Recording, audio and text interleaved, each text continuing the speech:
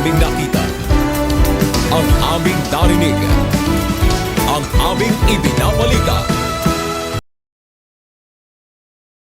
Malaki umano ang nakukuhang revenue o kita ng Pilipinas mula sa buwis ng Philippine Offshore Gaming Operators o POGO ayon kay dating Pangulong Rodrigo Duterte. Noong 2021, pinirmahan ni former President Duterte ang Republic Act 11590 para patawan ng mas malaking tax ang POGO at ma-regulate ang illegal gambling operations sa bansa. Inilaan umano ang buwis na nakukolekta mula sa POGO sa Universal Healthcare Act, Healthcare Facilities at Budget para sa programa na National Economic and Development Authority o NEDA. Alam mo kasi, maski nung pumayag ako dahil kailangan natin ng pera. Marami tayong mga nasunugan, hingi ng tulong, makakatulong. Batay sa ulat ng Department of Finance, 8.8 billion pesos ang nakolektang buwis ng Bureau of Internal Revenue sa POGO noong 2022. Mas mataas kumpara sa 3.91 billion pesos tax earning noong 2021.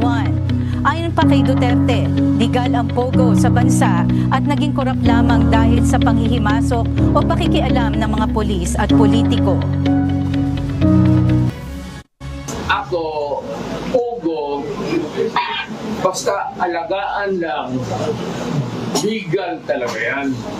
It's intended to be legal and proper.